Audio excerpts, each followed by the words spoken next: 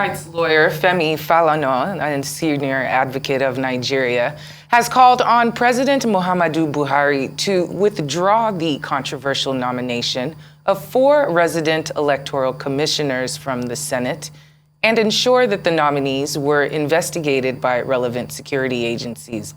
Falana said the nomination of the 4 REC nominees violated Section 154, subsection 1 of the Constitution. Mr. Falana's reaction came in the wake of a warning by the Human and Environmental Development Agenda that the inconsistency of INEC had become a threat to the 2023 elections. In a statement titled "List of REC Nominees is Constitutionally Defective," Mr. Falana pointed out that aside constitutional infractions, the list of nominees had also been challenged in courts on the ground that some of them were card-carrying members of the ruling party. He stated that at least 2 of the nominees had been alleged to be under investigation for serious electoral malpractice and should be subjected to an integrity test. According to him, instead of heeding that advice, the federal government had dismissed grave allegations leveled against them with a wave of the hand. Well, joining us now is Mr. Kayode Otitoju, an Arise analyst, joining us. Good to have you with us in the studio again. Thank you. What do you make of this gross violation of democracy, so to speak? Well, it's not violation per se. Okay. Because the ruling party would like to have things to its advantage. So it's now left for we people to accept. Okay? I could remember when they submitted the name of a presidential advisor, Onoche. People rose, and in the end, the name was dropped. So it's one thing to nominate. When it's not National Electoral Commissioner, which should be just 6 people to represent geopolitical zone, the ones that is nominated by every state, one per state, there is little or no control by Mr. President. Because if I nominate Mr. A to represent my state and you nominate Mr. B, okay, that's one per state. It's now left for the security agencies to do their job. First of all, screen before even submitting the name for president to send it to the Senate. Once the name is nominated to the Chief of Staff, the Chief of Staff send it to the ministry, to the security agencies. They do due diligence on each of them. And among the things they look into is whether the person is apolitical, because it's already in the Constitution that once you are a member, then it means you can't belong to any political party. And it's not even when you are a member, before you are a member. So the state governors must have really done their job by knowing that only neutral people are sent to the Chief of Staff. And the Chief of Staff now send it to the security agencies like SSS and whatever, so that they know whether he or she has criminal record or whatever. So once that is cleared, then they give it to Mr. President, who now send it to the National Assembly for their own screening and ratification before appointment. So, but when you now want to set the act or the law or the Constitution aside and bring people who will do your own bit when it's time for election, people like Falana won't allow that. And we're grateful for that. It's an offshoot of Ganifa Wemi. It's a no-nonsense guy. Mr. Otitoju, what do you make? I'm glad that you mentioned that these people have to be apolitical. Now, one of Femi Falana's contentions is that 2 of the 4 names that he is questioning, 2 of them are card-carrying members of the ruling party. How did they sweep under the radar of this entire process you just mentioned to us? how did they get through it if it's so thorough in making sure that the outcome, the names that get presented to the president are apolitical?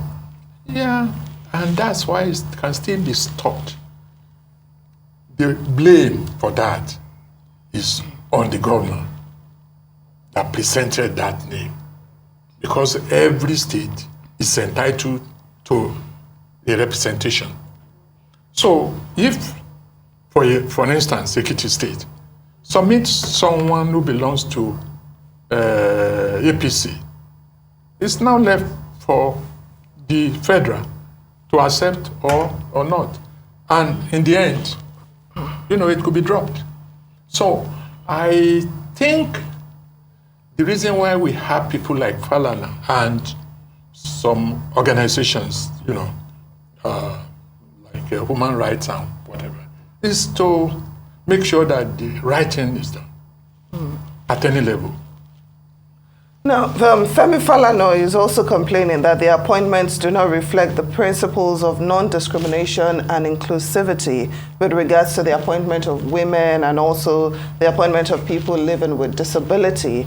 So this makes one wonder how genuine or how sincere this administration's desire is to actually give us good electoral reforms. What do you say about that? The problem is still traceable to the nominator, and that is the state governors. If the 16 state governors nominated male,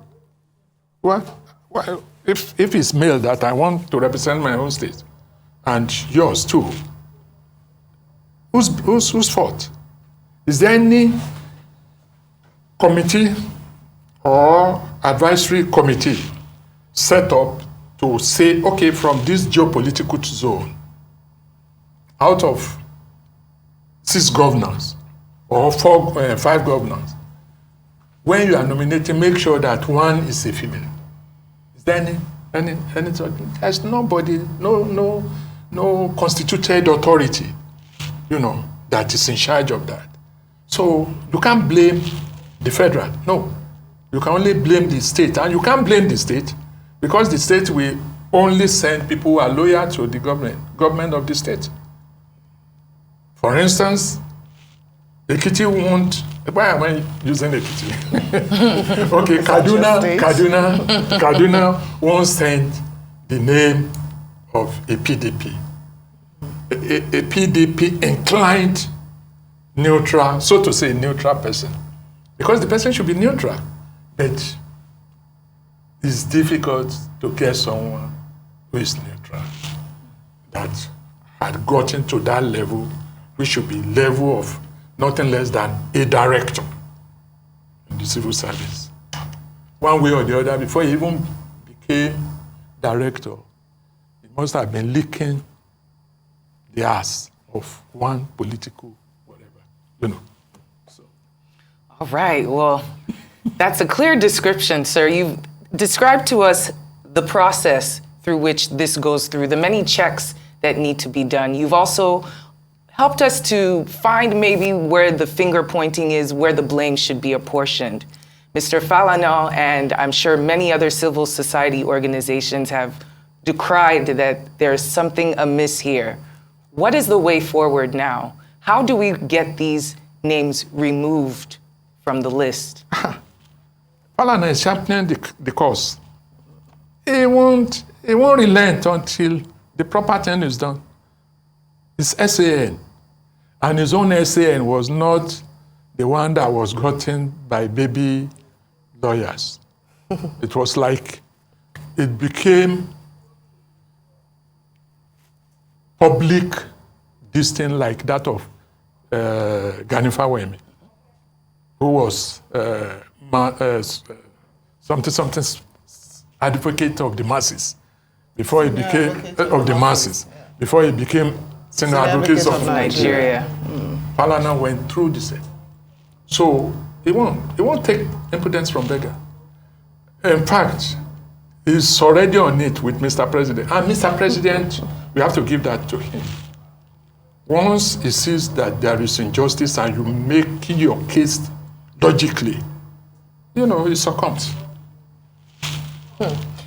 Okay, so ultimately this is about the credibility of an election and the integrity of INEC. That's the biggest conversation happening here. With comparisons being drawn from Kenya recently, and your referral to how a lot of these nominations are partisan. There's the process that happens internally within states and departments and so forth for one to qualify, to be recognized, to even be recommended. How do we give the public, how do we reassure the public that in all this that's happening, it's the interests of the nation and a free and fair election that are number one, and not the interest of a party or of an individual in a state? Thank you. The ruling party today is APC. Tomorrow it may be Labour. Are you with me? Is that a prophecy? I'm just... All of them are selfish. The moment they are in power, they do things head or tail, I win. That's it. So, and when you do things in a myopic way that subjects it to controversy, then the election system will be condemned. And all the good things that Professor Mahmoud has been doing could be rushed by just not going by proper job description and person specification. Okay? The Constitution has said this is the description of the type of person that could occupy this space. And this is the person specification. It was the moment you go against that, you can't get the correct person. And once you don't get the correct person, other parties, they won't. Advantage. And now that the youth are, we have to be careful. Well, we have to pick up on that when you come back and give us the part two of this. Always great having discussions with you and having you analyze it for us, Mr. Otitoju.